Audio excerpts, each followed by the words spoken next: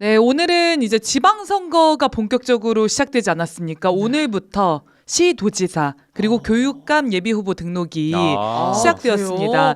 네, 그래서 어제자로 해서 정당들이 얼굴 들어가 있거나 이름 들어간 현수막을 다 철거를 했어야 됐어요. 저희도 자정 전까지 철거를 해야 되니까 어제 11시에 부랴부랴 현수막을 떼느라고 바쁘셨군요. 안 그러면 그게 사전 선거 운동이 되기 때문에 그런 거죠? 네, 맞습니다. 그래요. 네, 이제부터는 이제 정당 명의의 정책 홍보 현수막은 가능하지만 후보자로 추정될 수 있는 사람들을 홍보하거나 지지를 표명하거나 이런 게 안 돼서 네, 열심히 뗐습니다. 아니 그럼 한동훈도 토크 콘서트 진짜 안 되겠네. 근데 한동훈은 이제 출마 안 하려고 하는 거 아니에요? 김종인이 맞아. 김종인이 그런 얘기 김종인이 했어. 꼭 출마해야지만 정치하냐. 의회 밖에서 할 수도 있는 거다. 그러니까 한동훈이 출마할 배짱이 없어 보이고 선택받을 것 같지가 않으니까 네. 막 여러 방면으로 출로를 열어주는 것 같아요. 마련해 주는 거군요. 그거 그냥 시민 아닌가요? 시민들도 다 정치하지. 근데 이제 정당 대표로 정치력, 지도력을 가지려면 좀 국민의 이렇게 평가도 받아보고 그쵸. 선택도 받아보고 실패도 해보고 네, 심판도 해보고 야. 나를 따라 앞으로 뭐 이렇게 해야 되는 거 아닙니까? 그런 게 없어요 한동훈은. 한동훈은 역시 인터넷만 하면서 네. 나를 위해 집회해 주세요. 네. 응원합니다. 뭐 네. 이런 스타일이어서. 알겠습니다. 네. 그래서 지금 지방선거 현수막을 떼는 것도 있지만 막 달아야 될 때도 있는 거잖아요. 네. 네. 네? 지방선거 이제 맞아서 맞아서 관련된 현수막을 이제 뭐 공약 같은 거 그런 현수막이 막 내용으로. 이제 달아야 되는 거죠. 정당의 정책, 공약 이런 내용의 현수막을 개척을 하는 거죠. 별 얘기를 안 하고 있었는데 왜 저만 원샷 잡으시는 거예요? 부담스럽게. 깜짝 놀랐네. 네, 그래서 좀 네네네. 지방선거 이야기로 시작을 해보려고 하는데요. 이번에 지방선거가 어떤 정치적 의미를 갖는가, 의의를 갖는가 이런 거 저희가 많이 이제 토론을 또 했습니다. 네. 또 윤석열의 12.3 내란을 제압하고 처음으로 맞는 전국적인 중요 정치 일정 아니겠습니까? 그쵸. 물론 이제 대선이 있긴 했지만 네, 그래서 대한민국의 헌정 질서를 유린하고 국정을 문란한 이 내란 세력들을 완전히 청산해야 된다. 그리고 국힘당에게 괴멸적 타격을 입히는 국힘당 심판의 장이 되어야 된다. 이런 걸 강조해왔습니다. 네. 근데 이제 최근에 국힘당이 앞에서도 다뤄주셨지만 윤석열과 절연하기는커녕 더 극으로 폭주하면서 뭐 정말 사면초가 위기에 놓여있지 않습니까? 그러니까요. 좀 있으면 진짜 주먹 다짐 하겠어요. 너무 얘네들은. 재밌더라고요. 너 나왔다 어쩔래? 뭐 너무 재밌었고 지금 이제 고성국이 전두환 윤석열 사진 당사에 걸어라 이렇게 얘기를 했는데 이 고성국을 특별 당원이다 이렇게 추켜 세웠던 조정훈이 국힘당 인재영입위원장이 되었다는 거 아닙니까? 조정훈이 그 민주당에서 나갔던 사람 네, 아니에요? 그 아유. 철새 같은 놈 있잖아요. 근데 이 사람이 지금 국힘당 인재영입위원장으로 새로 임명이 됐는데 고성국 같은 사람을 특별 당원이요 추천한 사람이라는 거예요. 네. 그럼 앞으로 인재를 누굴 영입하겠습니까? 고성국 이런 작자들 영입하지 않겠어요? 윤호개인들만 하겠네요. 네, 그래서 아무튼 이게 좀 한동훈계와 계속 분열이 되고 국힘당이 약화되는 모양새로 나타나고 있는데 결국 주권자 국민들이 이렇게 정세를 만들어낸 거 아니겠습니까? 네. 그래서 민주개혁 진보 세력이 이번 지방선거에서 힘을 모아가지고 국힘당을 완전히 재기불능, 회기불능의 상태로 약화시킬 절호의 기회이다. 국민들의 뜻이기도 하고 그게 여기에 좀 집중을 해야 되는데 지금 화면 한 번만 보여주시면 국힘당이 지방선거를 맞아서 어떻게든 살아보려고 발악을 하고 있지 않습니까? 네. 지금 단식쇼 안 통하니까 또 천막 당상가 뭔가 차려가지고 그래요? 전혀 몰랐어요. 너무 관심이 없었다 진짜. 어떡하냐. 지금 너 나와라 이거보다도 관심이 쏠리고 있어서 그런 거 좋지. 그런 거 죄송한데 재밌지. 진짜 화면만 보고 저 여름 사진인 줄 알았어요. 왜 이렇게 밝아 화면이. 아니 그리고 저기를 누가 지키고 있는지도 의문이긴 그러니까. 한데 여기에서 네. 지금 뭘 하고 있냐면 민주당의 그 공천 헌금, 공천 뇌물 이런 프레임을 가지고 민주당을 공격하고 이 전국 자체를 그런 전국으로 만들려고 진흙탕 싸움을 벌이려고 안간 힘을 쓰고 있습니다. 지방선거에서 내랑 청산의 기조, 국힘당 해산의 기조를 약화시키려고 애를 쓰는 거죠. 근데 제가 좀 우려가 되는 건 뭐냐면 화면 한 번만 다시 띄워주시면요. 이런 와중에 조국혁신당이랑 진보당이 최근에 현수막을 개첩을 했는데 그 내용이 지방선거 출마자를 모집하는 내용인데 조국혁신당은 공천헌금을 받지 않습니다. 이제 진보당이 개첩한 현수막에는 이렇게 안 넘어가네요.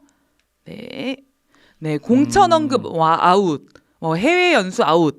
그러니까 이제 내용적으로 보면은 국힘당의 공천헌금 프레임 이 공세에 그걸 약간 받았구나. 예, 부화내동하는 이런 모습으로 볼 수가 있는 거죠.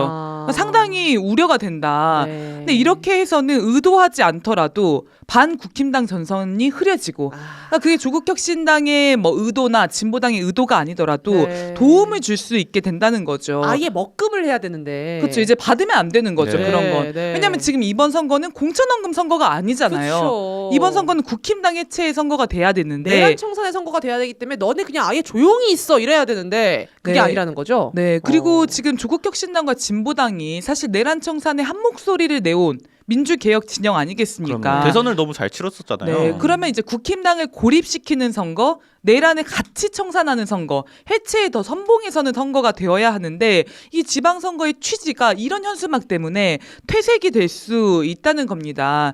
그래서 화면 한번 띄워주시면은 저희 국민주권당에서 내란당, 국힘당을 심판할 후보를 모집합니다.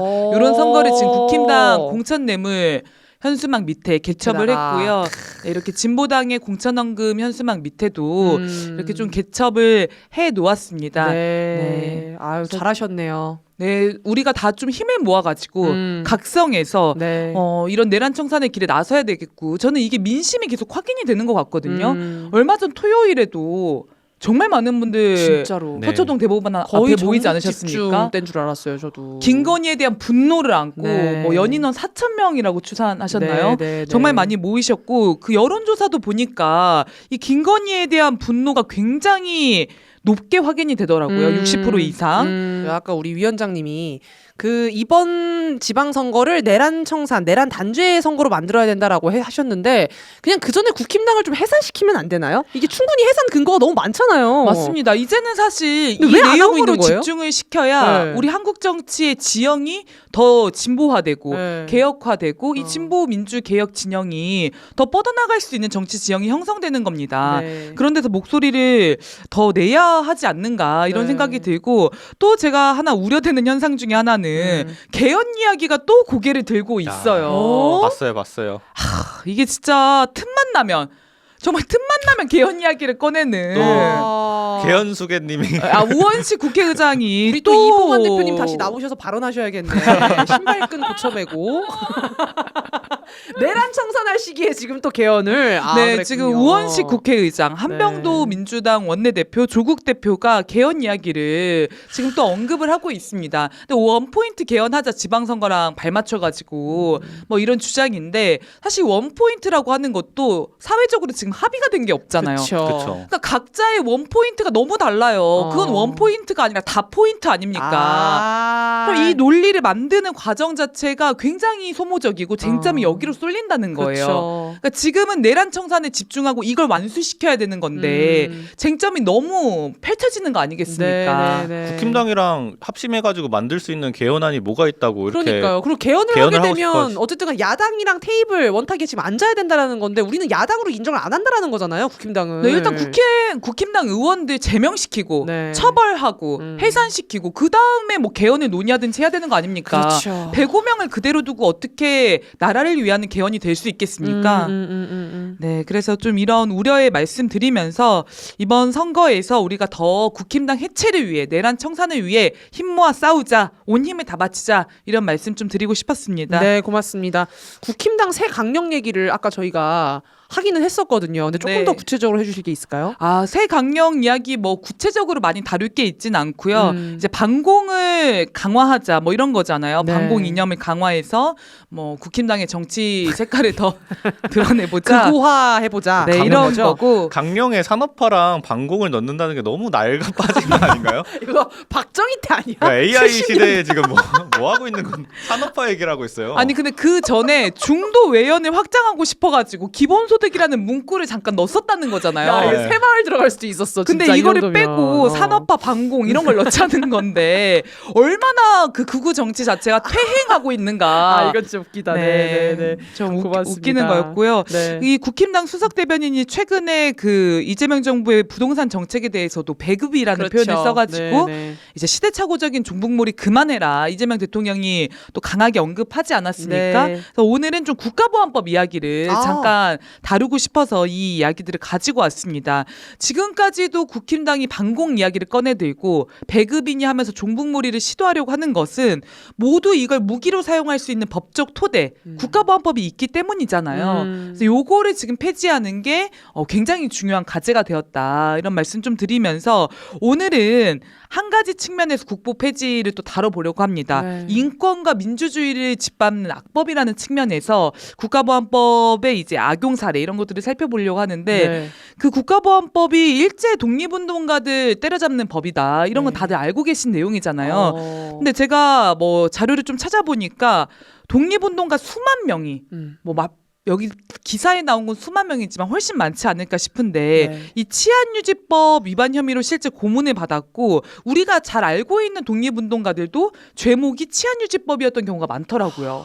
안창호, 이육사, 윤동주, 송몽규 다들 한 번씩은 들어보셨을 독립투사의 이제 이름일 것입니다. 네. 근데 이승만이 이 치안유지법을 자기 권력 잡으려고 부활을 시킨 거 아닙니까? 그럼 저는 사실 이 법의 시작부터가 굉장히 매국적이고 반민족적이기 때문에 역사적 성격으로 보더라도 국가보안법은 폐지됐어야 맞다 이런 네. 생각이 들어요. 원래 여순항쟁 처벌하려고 만들었다 한시법으로 이런 얘기를 들은 적이 있는데 네 맞습니다. 12월 1일. 네. 아니 진짜 민족을 죽이고 민족에 해를 끼치는 뭔가 단체 집단을 다시 좀 부활시켜 보려는 거는 진짜 안 되는 것 같아요.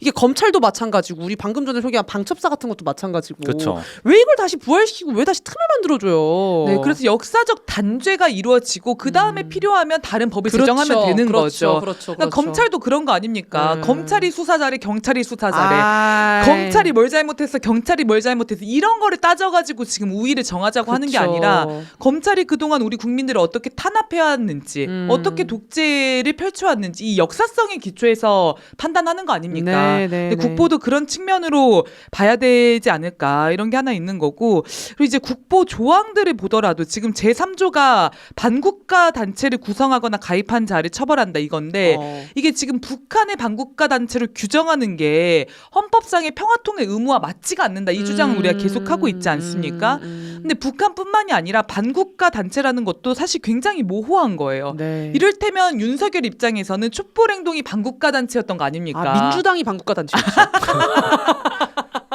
거기서 스케일이 큽니다. 민주당이 그냥 반국가 단체. 그러니까 윤석열에 네. 반대하면 다 반국가 그렇죠. 단체였던 그렇죠. 거잖아요. 그렇죠. 실제 가까운 사례로는 그런 것도 있는 거고 네. 예전에 1981년도에는 아람회 사건이라는 사건이 있었는데 아이의 100일 잔치에 참가한 사람들이 5.18 진실을 알리는 유인물을 봤다고 그 100일 잔치 모인 사람들을 아람회라는 반국가 단체로 몰아가가지고 그렇게 사람들을 고문하고 그런 일이 있었군요. 네, 인권을 탄압했었던 겁니다. 어. 이게 또 무죄가 나와가지고 아마 국가가 100몇억 배상해야 아. 된다라고 판결도 나왔을 거예요. 근데 이미 그 고통스러운 시간으로 한 가정이 파탄나고 네. 한 사람의 존엄이 무너진 다음에 네. 돈으로 배상하는 게 무슨 의미가 있습니까? 근데 현재도 그런 게 계속되고 있다는 거고 그 사진 한 장만 띄워주시면은 이 사진 보시면 국가보안법 위반이라는 게 실감이 나시나요? 뭐가요?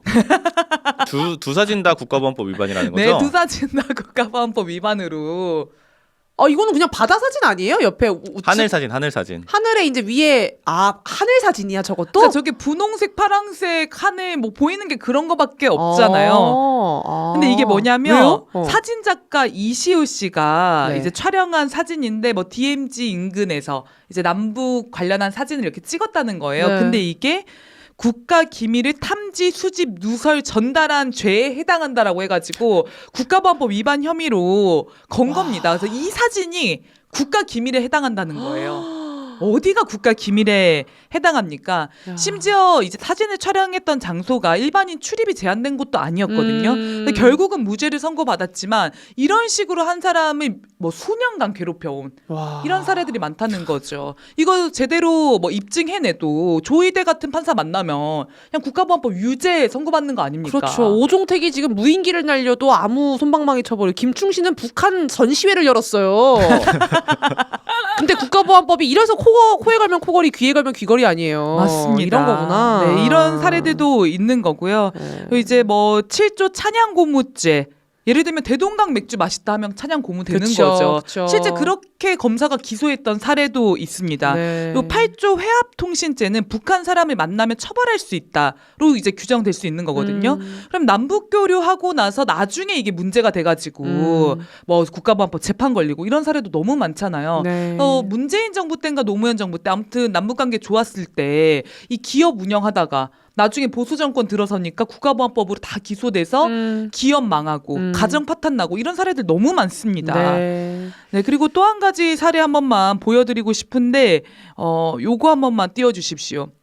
지금 이게 경기도 교육청에서 사연을 오. 받아가지고 그 인스타에서 만화를 만들어주는 어머. 뭐 그런 프로그램을 깜찍한 프로그램을 했었나 봐요. 네. 그래서 우리 뭐 학생들이든 선생님이든 뭐 요거를 좀 제보를 한 거죠. 이런 네. 사연이 있었어요. 우리가 통일 교육을 했는데 뭐 북한에서 소풍 가는 모습이 이랬고 뭐 어쩌고저쩌고 이런 걸 제보를 해가지고 나도 북한 친구들 만나고 싶다. 뭐 이런 거겠죠. 북한 친구들은 뭐 점심 때 학교를 간다고요. 뭐 부러워요. 이런 얘기를 한 거예요. 너무 아름다운 통일 교육의 평화 교육의 현장 아닙니까? 네네네. 근데 이거를 조중동이 국가보안법 와. 고무차냐 어린아이들에게 이런 세뇌를 시키고 있다. 안보 불안이 조장되고 있다. 이렇게 해가지고 경기도 교육청이 결국 이 만화를 삭제하는 어머머머머. 일도 있었습니다. 와. 그러니까 이런 식으로 굉장히 자의적으로 자기 마음대로 이렇게 법이 적용되다 보니까 자기 검열을 계속하게 되는 거예요. 네. 조금이라도 내가 평화의 우호적인 얘기를 하거나 북한과 통일해야 된다는 얘기를 하거나 이러면 국가보안법으로 검열이 들어올 수 있기 그리고 때문에 일상생활에서도 그냥 바로 너 빨갱이야? 뭐야? 뭐 이렇게 너 막 바로 얘기, 종북이야? 바로 얘기하잖아요. 이렇게 되니까 그러면 이게 정상적인 학문이나 표현의 자유가 보장이 될 수 있겠습니까? 그리고 또 하나는 사진 한 번만 보여주시면은 이런 국가보안법 체제가 혐오와 이 테러를 조장을 하고 있다는 겁니다. 이게 이전에 통일 토크 콘서트 열렸을 때 이 내용을 듣고 와 이거 빨갱이들이구나 이런 생각을 한 사람이 그 이제 조중동 종편 같은 거 보면서 아 빨갱이 종북 콘서트다 이러면서 네. 사제 폭탄을 만들어가지고 도시락 폭발물을 사제 폭탄. 투척한 모습입니다. 네. 너무 끔찍하죠. 그래서 그 피해자가 이렇게 그 폭탄물을 막다가 다치는 경우도 있었습니다. 그래서 빨갱이는 죽어도 돼, 죽여도 돼 이런 게 1950년대, 60년대, 70년대에만 있는 일이 아니라 이게 2010년대거든요. 네. 이런 일들이 일어나고 있다는 거예요. 그래서 극단주의, 혐오주의 이런 것들을 부추기는 거죠. 그래서 국가보안법을 폐지하는 게 몹시 중요한 지금 시점에 와 있다. 이런 말씀을 한 측면에서 좀 드리고 싶고요. 네. 화면 한 번만 띄워주시면 유엔에서도 1992년, 94년, 2005년, 2015년 계속해서 국가보안법 폐지와 개정을 공고하고 있습니다. 지금 전 세계적으로 이런 국가보안법 같은 법을 가지고 있는 나라가 대한민국이 유일합니다. 다른 세계의 그 어떤 나라도 이런 법을 가지고 있는 나라가 없어요. 네. 그러면 이제 극우 보수들은 국가보안법 없어지면 큰일 날 것처럼 말하지만 국힘당은 다른 나라들은 그런 국가의 체제와 제도를 어떻게 유지시킨단 그렇죠. 말입니까? 자기들한테 큰일 나는 거죠. 국가보안법이 없어지면. 그러니까 이렇게 철통방어를 하는 거 아니에요? 바들바들 떨면서 네. 이재명 정부의 목적이 뭐야 막 이렇게 그쵸. 따지고 들던데 네. 좋은 사회 만들자는 게 목적 아니겠습니까? 네. 지금 국회에서도 어쨌든간 좀 분위기가 올라오고 있다라는 거 아니에요? 이게 국가보안법 철폐에 대해서? 지금 국가보안법 폐지 법안이 발의가 됐고 31명이 지금 동의를 했습니다. 김준영 의원도 하셨다고. 네. 지난번에 말씀하셨죠. 네네. 집에 맞아요, 나오셔가지고. 맞아요. 근데 아직은 많지가 않은 게 국힘당이 자꾸 종북몰이 하려고 하고 조중동이 또 나팔을 불어대니까 약간 소극화되는 측면이 있습니다. 그래서 네. 우리 국민들이 이걸 끌어내야 된다. 그쵸. 견인해내야 된다. 이런 말씀 좀 드리고 싶고요. 네. 그래서 지금 그런 움직임을 좀 본격화하고 있습니다. 저희 광주에서 국회의원들 사무실 앞에 찾아가가지고 이 국가보안법 폐지 법안에 동의하는 오. 입장을 밝혀라. 네. 찬성하는 투표를 해라. 뭐 이런 좀 기자회견을 열려고도 준비하고 있고요. 이번 주 토요일에는 또 국가보안법 폐지 선포대회를 촛불 있기 전에 진행하려고 합니다. 많이 관심 가져주시고 함께 해주시면 너무 감사하겠습니다. 그리고 국가보안법 폐지 법안을 지지하는 서명운동도 하고 국민서명. 있으니까요. 네. 네, 아직 안 하신 분들은 꼭 함께 해주시면 감사하겠습니다. 네, 우리 시청자분들 많이 좀 참가 부탁드립니다.